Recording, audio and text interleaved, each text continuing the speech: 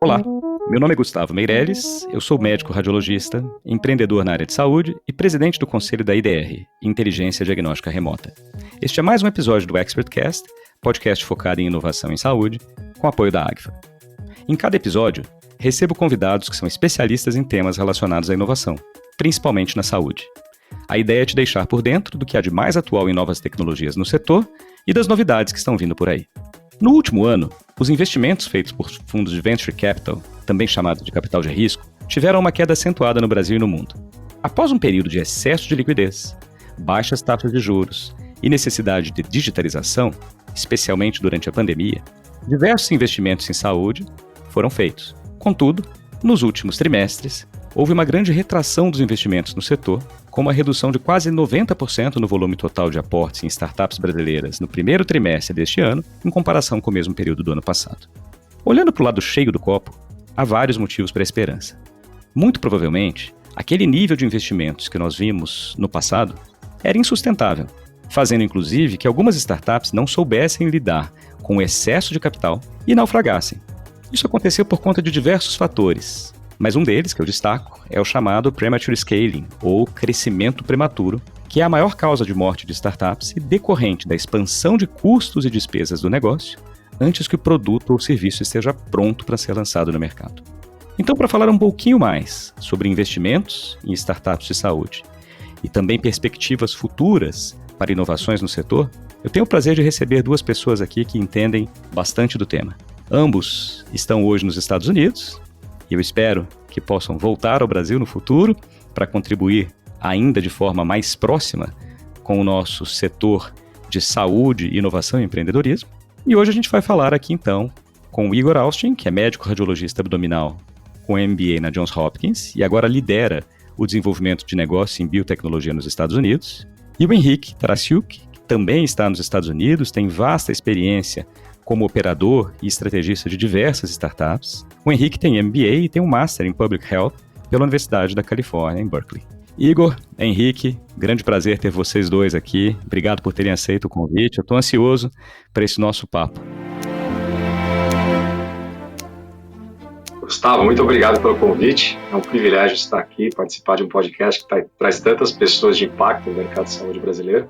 Quero também agradecer à Agfa por tornar isso possível e você que está nos ouvindo agora. Com certeza que a gente vai trazer uma discussão interessante sobre o Biopac. Digo mesmo, obrigado pelo convite, Gustavo. É sempre super bom discutir sobre temas como esse e tentar trazer uma perspectiva diferente para quem está nos ouvindo. Excelente. Bem, Henrique, eu vou aproveitar e vou começar com você.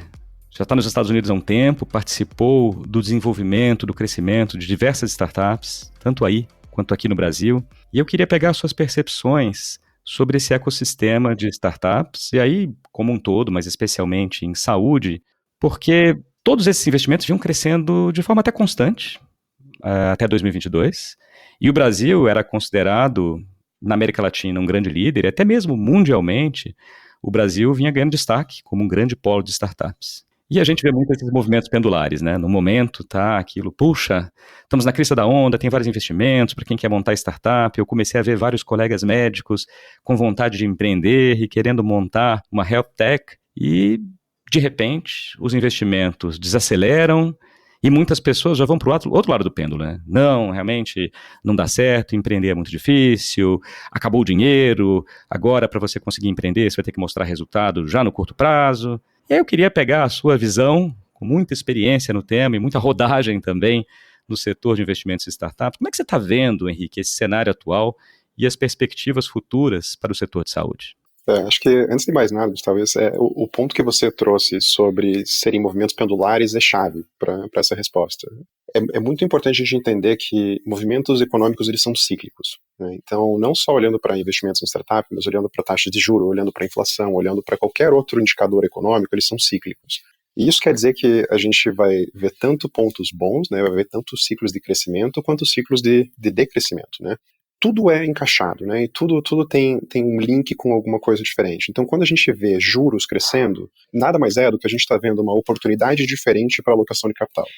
Quando essa alocação de capital passa a ser mais interessante em um risco praticamente zero ou zero, a gente vê dinheiro saindo de capital de risco e indo para alocações um pouco menos arriscadas. que foi o que aconteceu pouco tempo atrás. A gente viu os juros subindo muito, a gente viu movimentações econômicas indo mais para esse lado, porque os países precisavam conter algumas coisas, precisavam conter gastos ou inflação em determinados lugares. O que isso quer dizer para investimento em startups? Quer dizer que a gente teve esse movimento lá atrás, mas não necessariamente a gente deixou de levantar investimento. Então, os fundos, os venture capitals, os fundos de capital de risco, como você bem trouxe, levantaram sim muito dinheiro. E levantaram sim recorde, na verdade, em arrecadações no ano passado. Quando a gente olha para os números de 2022, a gente teve 162 bilhões de dólares sendo levantados por fundos de venture capital no mundo.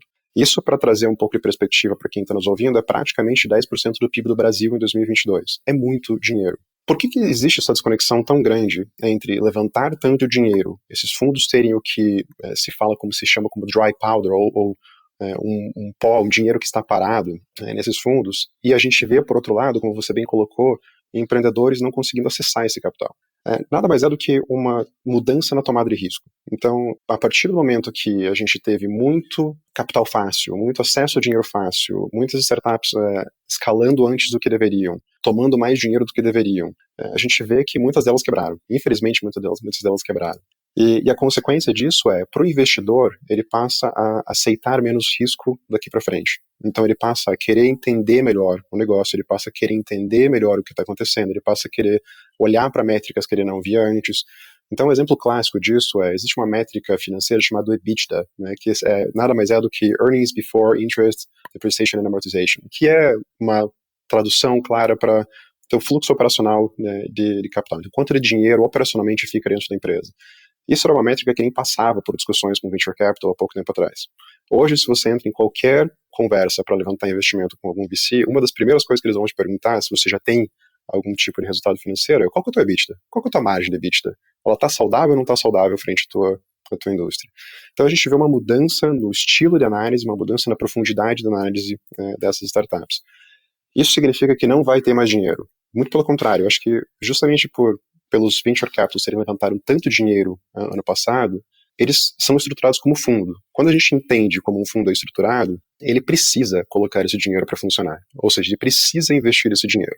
E ele tem prazo para isso. Então, se ele levantou esse dinheiro no ano passado, mais cedo ou mais tarde, ele vai ter que colocar esse dinheiro para funcionar no mercado. Ele vai ter que investir em startups para tornar esse dinheiro retornável para o investidor dele, né? Então, eu sou otimista nesse lado, porque eu acho que não é uma questão de existe ou não existe mais dinheiro. É uma questão de saber jogar a regra do jogo atual e entender como maximizar o dinheiro que você tem hoje para você aguentar até quando esse apetite dos investidores volte ao mercado e consiga ser mais acelerado novamente. Excelente, Henrique. Acho que tem várias explicações que você traz aqui que talvez muitos empreendedores não tivessem ou até mesmo não tem hoje ainda, né, que achavam que era bem, eu capto um dinheiro, eu monto um negócio e vai dando certo. E não é bem assim, né, essa disciplina não só financeira, mas uma disciplina de execução, talvez tenha sido algo deixado de lado por muitos durante esse tempo de, vamos colocar entre aspas aqui, dinheiro fácil, né, houve uma enxurrada de dinheiro em startups.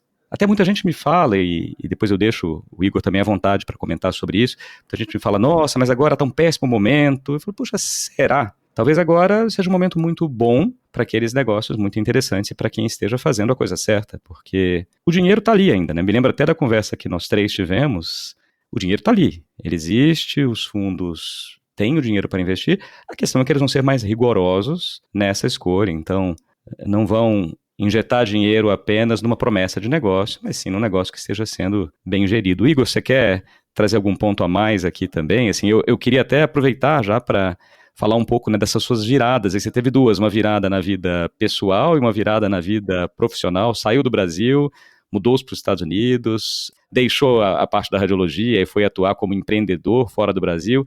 E eu queria que você dissesse um pouco como é que está aí para você essa nova área, né, de desenvolvimento de negócio em biotecnologia e em quais áreas da saúde você tem notado maior atenção dos investidores e quais são os motivos para isso. Perfeito, Gustavo. Acho que foi bem desafiador para mim ter saído do Brasil. Eu acredito que o fato de ser empreendedor e querer entender mais sobre como funciona business dentro de saúde, como funcionam os negócios realmente, por isso que eu optei por fazer um MBA, mas foi bem desafiador no início, adaptação em um novo país, entender melhor uma carreira que eu não tinha experiência nenhuma, meio que começar do zero. mas por outro lado, durante essa jornada, consegui perceber alguns aspectos da minha experiência anterior de carreira, como médico, ou seja, vendo pacientes, mas também como empreendedor na saúde, gestor que eu trabalhei no Brasil, trouxe muita bagagem e eu consegui transferir essas experiências para essa nova jornada. Então, eu estou bem feliz aqui e eu fico bem animado. Você comentou que tem diversos médicos que querem empreender hoje, querem investir em health techs, entender melhor como funciona o empreendedorismo, e isso me deixa muito animado. Eu acredito que houve uma mudança grande de pensamento, de alguns paradigmas na saúde. No passado, há uns 20, 30 anos atrás, o médico que não era puramente médico, que ia para a parte administrativa ou empreendedor, na cabeça de alguns, e de alguns professores até da minha universidade, não era um bom médico. Então ele quer sair da medicina porque ele não teve sucesso, por isso que ele quer fazer outras coisas. Eu vi um dado recente que mais de 50% dos estudantes de medicina hoje têm vontade de empreender no futuro. Então isso é uma mudança de paradigma espetacular e tenho certeza que vai mudar o nosso mercado no futuro. Mas agora voltando para a sua pergunta. Bom, eu tive experiência com Venture Capital, trabalhei aqui nos Estados Unidos com uma Venture Capital só de Biotech, então eu consegui entender melhor para onde o mercado de saúde está se movendo. Tem 3 principais aspectos, e eu só vou descrever cada um deles rapidamente. Um deles é AI relacionado à farmacologia. A gente sabe muito sobre AI relacionado à radiologia e aspectos de TI dentro de saúde e dentro de hospitais e clínicas, porém, existem alguns aspectos do uso de AI para determinar alguns receptores relacionados a algum tipo de doença ou condições, e também de como moldar especificamente uma molécula para aquele receptor. Então, não seria uma forma de tentativa e erro, como a gente faz hoje para criar novas drogas. Então, isso é muito interessante e tem um potencial de revolucionar como a gente faz farmacologia na medicina. Além disso, a edição genética. A gente teve avanços enormes desde 2013 relacionado a CRISPR. Em janeiro desse ano, uma das drogas mais promissoras, que é uma combinação, uma parceria da CRISPR Therapeutics com a Vertex, eles criaram uma droga que trata anemia falciforme, que é uma doença que não tinha tratamento no passado. Você tratava os sintomas e fazia transfusão sanguínea. Hoje os resultados são mais de 90% desses pacientes não precisam de transfusão e apresentam melhora dos sintomas. Então é algo que eu, como médico, não imaginaria que iria ver acontecer. Então é, assim, muito animador e meio meu sonho. E outra coisa é a medicina de precisão. A gente sabe que mesmo paciente com o mesmo tipo de tumor, um câncer de mama, mesma idade, mesmo estágio, a gente sabe que a evolução nem sempre é igual. Pessoas diferentes respondem a diferentes formas de tratamento, seja quimioterapia, seja radioterapia, ou mesmo cirurgia. Então, criar uma medicina mais personalizada, não só do ponto de vista de tratamento, mas também como diagnóstico, saber exatamente qual é aquele subtipo de tumor. Também entender o paciente como um todo. O paciente tem hipertensão arterial, o paciente tem diabetes, isso tudo influencia na resposta ao tratamento. Então, eu acredito que seja algo, é algo que os investidores têm olhado muito de perto, são essas 3 áreas que eu comentei. E, além disso, sobre o efeito da descoberta desses novos tratamentos, ou mesmo medicina de precisão, diagnósticos, de como isso pode alavancar outras descobertas, que seriam como se fosse um efeito catapulta, né, Henrique? Exatamente, eu acho que é uma forma interessante de analisar não só inovações em biotecnologia, mas qualquer inovação, né? Não só a inovação per se, o que ela está trazendo pontualmente de benefício para o ser humano ou para a pessoa que está utilizando aquela inovação, mas o que ela possibilita para frente, o que ela vai trazer de novas possibilidades, de novas potenciais descobertas que a gente não tinha. Então o Igor trouxe um ótimo exemplo que foi a combinação de 2 tecnologias. Antes era impensável você ter um tratamento para essa doença específica, e hoje você consegue porque existiram 2 tecnologias novas que foram criadas. Então a partir do momento, pode ser que a gente não tenha tanta visibilidade agora do que é o tamanho do CRISPR, mas CRISPR é um avanço enorme no mundo da saúde, no mundo da biotecnologia. A gente entende ele como uma coisa tão grande que não precisa ir muito longe e ver que há poucos anos atrás a Jennifer Doudna ganha prêmio Nobel por ter descoberto o CRISPR. Então você começa a entender que isso, daqui a alguns anos, a gente vai olhar para trás e vai entender isso como um marco que trouxe novas oportunidades, novos horizontes e novas coisas que a gente antes não chegava nem a pensar e cogitar. Acho bem interessante isso que vocês dois estão trazendo, né? E vou começar aí pela primeira parte que o Igor estava mencionando, do médico no passado. Puxa, eu vou empreender, vou montar um negócio. Eu percebia 2 coisas, Igor. Uma era, puxa, não é bom médico, então ele está largando a medicina porque não é bom médico. E a segunda era, é um mercantilista que só está pensando em dinheiro ou em ganhar fama. E no fim, hoje a gente consegue ver ótimos médicos indo para empreendedorismo, mantendo ou não suas atividades assistenciais e trazendo diversos benefícios. Aí o Henrique citou aqui o Prêmio Nobel, né, que foi concedido há pouco tempo por conta da invenção do CRISPR. E tem vários médicos também que inventaram outras técnicas, não necessariamente ganharam o Nobel, mas inventaram outras técnicas e revolucionaram o setor de saúde e transformaram isso depois em um negócio, né? Então, um outro dado também que vi recentemente é que aí nos Estados Unidos, onde vocês dois estão, cerca de 10% dos estudantes de medicina já fazem 2 carreiras durante a faculdade. Na verdade, não 2 carreiras, 2 formações durante a faculdade de medicina. Então, eles estão fazendo faculdade de medicina e, ao mesmo tempo, estão trilhando administração. Ou estão trilhando algo que o Henrique fez, um Master in Public Health. Tem estudantes de medicina já durante a graduação estudando administração em saúde pública. Outros vão para engenharia clínica. Outros estão estudando teologia para conseguir muito mais para essa parte do humanismo. Então, eu vejo que aquele conceito, na minha visão, e acho que na visão de vocês dois aqui também, pelo que a gente já se conhece, antigo, de que o médico exerce a medicina, um sacerdócio, é isso também, mas tem diversas outras frentes de atuação para o médico hoje. Aí eu vou para uma outra pergunta para o Henrique e também para o Igor depois, assim, nesse novo cenário da saúde, eu queria saber, na visão de vocês dois, né, assim, pela ótica de um investidor, quais são os principais fatores que o investidor leva em consideração, e aí, para o nosso ouvinte também, que está aqui e tem interesse em empreender, né, quais são os principais fatores, Henrique, que um investidor ou uma investidora vai levar em consideração na hora de olhar uma startup em saúde e falar, eu vou investir nesses caras aqui, ou eu vou investir nessas meninas porque estão fazendo algo muito bacana, mas o que é levar em consideração? Vamos para o início, né? Independentemente de ser uma startup de saúde, de ser uma startup de biotecnologia, existem algumas métricas e alguns pontos que são chave para fazer qualquer fundraising, né, ou levantar capital. Entender quanto custa para você trazer um usuário novo, ou quanto custa para você trazer um cliente novo é essencial, né? O que é o chamado CAC, né? Então, custo de aquisição do cliente. Além disso, quando você olha para, custa X para eu trazer esse cliente ou esse novo usuário, mas ele vai me trazer tanto de receita. Então, isso é o LTV, né? Quanto é o lifetime value desse cliente para você. Então, não só o CAC, como a relação entre o CAC e o LTV são coisas extremamente importantes para qualquer startup estar 24/7 olhando e monitorando. Não só para levantar capital, mas sim para entender a saúde do negócio. Quando a gente olha para health tech e biotech, ele vai um pouco além disso, né? Porque em Berkeley a gente discute muito, e não só lá, obviamente, né, em qualquer ecossistema de startup, olhar para um lado e seguir um modus operandi meio fake it until you make it, né? Ou move fast and break things. Isso funciona para startups em tradicional, ou funcionava, né, até pouco tempo para startups em um ecossistema um pouco mais tradicional, mas não funciona para a saúde, né? Você não pode simplesmente quebrar vidas que são o teu ponto final, né? Você não consegue acelerar e colocar em detrimento a qualidade de um produto, e colocar em detrimento a qualidade de uma droga, de uma molécula que vai para frente. A gente vê isso muito claro no caso da Theranos, que foi muito grande na mídia e ela era simplesmente isso, né? Eles aceleraram muito as coisas a ponto que a tecnologia já não estava exatamente fazendo o que eles prometiam que ela estava fazendo. Isso é importante para a gente entender, assim, ecossistema de biotecnologia, healthcare e saúde, ele é muito mais complexo, ele é muito mais regulado e ele é muito mais estruturado de um jeito diferente de qualquer outro, né? Então, em linhas gerais, quem consome os produtos ou quem consome as tecnologias não é quem está pagando por elas. Então, existem vários pontos dentro dessa cadeia em si que são os tomadores de decisão que vão decidir quem vai pagar ou não vai pagar por aquela tecnologia. Então, por esse fator em específico, uma das coisas mais importantes de você entender numa startup assim é quem paga essa tecnologia. Os planos de saúde, o governo, eles estão dispostos a pagar por isso? Por que eles trocariam a atual tecnologia por uma tecnologia nova?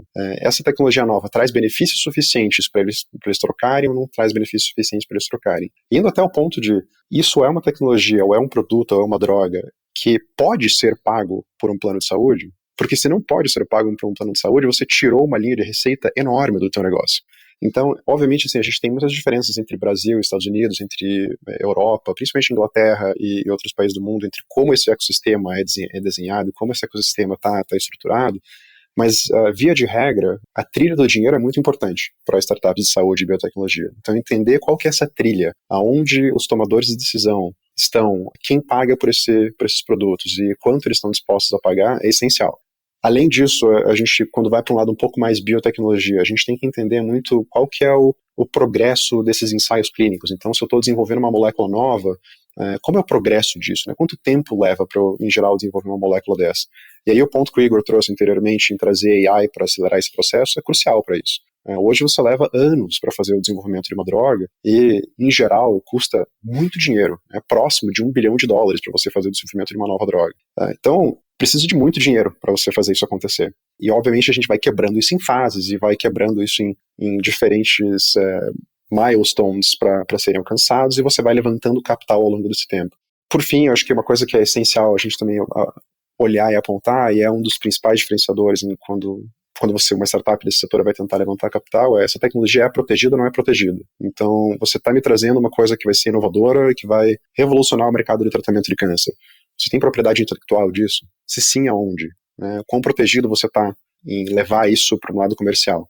Acho que simplificando bastante o que são os principais aspectos, eu diria que esses são assim, as principais coisas que qualquer empreendedor que está querendo empreender nesse ecossistema deve se atentar. Excelente, Henrique. Eu estou lembrando aqui até de 2 episódios que gravamos com a Renata Rothbard, que é advogada, especialista em direito da saúde, o Iran Kartash, que é da Anvisa, e nós falamos bastante desses pontos, né? Então, completamente na linha do que você trouxe agora, olha, eu tenho um empreendedor que quer montar um novo negócio em saúde, os cuidados que devem ter já desde o momento da concepção do produto ou serviço, né? Então, buscar saber, olha, preciso ter a patente, propriedade intelectual, porque muita gente começa, vai fazendo e chega lá na frente e fala, mas eu precisava fazer isso. Eu lembro até do Irã falando muito das mudanças pelas quais a Anvisa passou nos últimos tempos e se tornou mais ágil. A gente ainda acha assim, nossa, mas a Anvisa é super burocrática, é difícil. E ele explicando o porquê de ter algumas dificuldades, especialmente pelo fato de muitas pessoas não se prepararem adequadamente e chegarem no momento lá de pedir o registro da Anvisa completamente cruas e por isso demorar muito tempo, né? Então, vai muito na linha disso que você está trazendo aqui. Importante também você citar o caso da Theranos, já foi mencionado aqui em outros episódios, e o desserviço que acabou causando para outros que querem empreender em saúde. Então, se vocês dois chegam para o investidor hoje e falam, olha, a gente está com uma nova tecnologia para um exame point of care, eu consigo tirar um pouquinho de sangue, fazer diversas análises, a primeira resposta aí de uma investidora vai ser, será que não é uma outra Theranos, né? Então, quando acontece isso, acaba sendo uma barreira para próximos investimentos. Depois, mas felizmente, acho que o mercado foi amadurecendo e foi sentindo também, de novo, o que você disse, né? Saúde funciona de forma muito diferente de uma startup, por exemplo, uma fintech, ou de alguma outra ainda no comércio digital. A gente está lidando aqui com dados, e aí cito outro episódio também, gravado com Edson Amaro e com Bruno Aracati, da Drumwave, a questão da propriedade dos dados, monetização. Então tem muita coisa para novos investidores prestarem atenção no momento de começar a sua startup.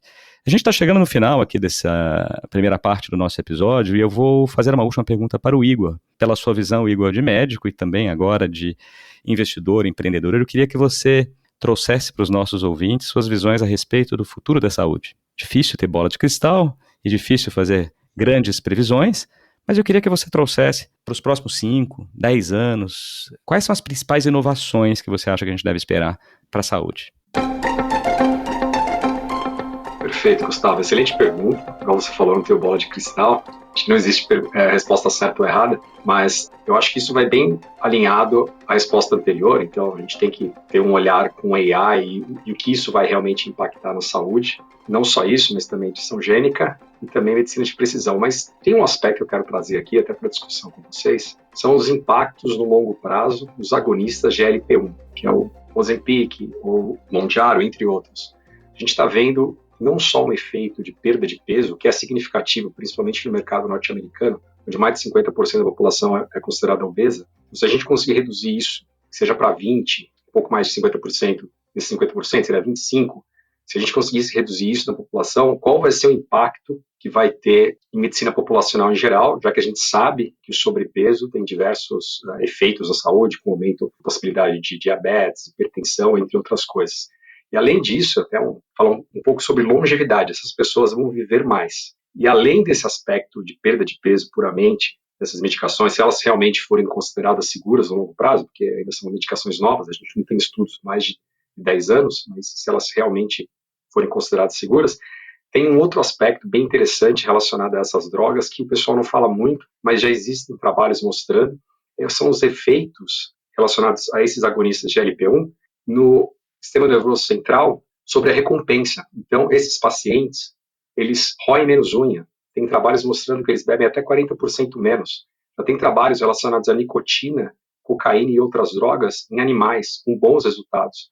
Então, eu acredito que o potencial revolucionário dessa droga, o impacto no mercado como um todo, não só como saúde em geral, mas já existem alguns fundos já pensando, as empresas aéreas vão gastar menos combustíveis porque as pessoas vão pesar menos no futuro. Qual vai ser o impacto na indústria alimentícia, já que as pessoas vão comer menos e por aí vai. Então, eu acredito que vai ser bem interessante ver a evolução de como essa droga vai impactar a nossa sociedade em geral. E não é uma inovação que vai acontecer, porque já aconteceu, mas se ela realmente se estabelecer com uma droga que ela está prometendo ser, vai ser bem interessante ver a evolução disso. Muito legal. Eu lembro aqui de uma companhia aérea, acho que na Samoa, que é um país que tem muita gente com excesso de peso, que durante um período começou a pesar as pessoas, né? Pesava os passageiros e cobrava de acordo com o peso. Antes, obviamente, isso foi motivo de enormes críticas, né? E a gente, é realmente interessante esses pontos da inovação, como tem diversos ganhos colaterais que a gente não percebe muitas vezes, né? Bem, o próprio Ozempic é um ganho colateral, né? Ele não começou a ser testado para isso, né? Ele foi testado para outros motivos e descobriu-se que ele reduzia o peso. O Viagra também é a mesma coisa, né? Uma droga que começou a ser usada para tratar a hipertensão arterial pulmonar e descobriram um efeito colateral que fez com que a indústria farmacêutica ganhasse bilhões de dólares por conta da medicação. Eu achei super bacana esse papo com vocês e já estou ansioso para a gente poder continuar na nossa segunda parte, até para vocês me contarem um pouco mais dessas novidades aí que vocês têm ido atrás agora, que é o empreendimento em longevidade e como tornar o envelhecimento humano cada vez melhor, né? Será que nós vamos ter seres humanos vivendo mais de 100 anos de forma rotineira? Para saber isso melhor, a gente volta com o Henrique e com o Igor na segunda parte desse episódio. Eu agradeço bastante aos dois. Obrigado aí, Henrique. Obrigado, Igor. Vou ter vocês dois de volta daqui a pouco, então. E eu quero até deixar para os nossos ouvintes um lembrete. Os dois começaram há pouco tempo uma newsletter super bacana chamada WIGO, W-I-G-O, de What's Going On, que traz perspectivas não apenas de saúde e ciência, mas também de inovação e empreendedorismo. Eu tenho lido sempre aqui, gosto muito e recomendo para quem quer ficar em dia com o que tem acontecido aí no setor de inovação e empreendedorismo em saúde. Para os nossos ouvintes, se vocês gostaram desse episódio, dê 5 estrelas na avaliação na sua plataforma preferida de podcast, compartilhe com seus contatos nas mídias sociais, assim disseminamos informação de qualidade e ajudamos a aumentar o interesse por inovação e empreendedorismo em saúde. Obrigado pela companhia e até o próximo episódio.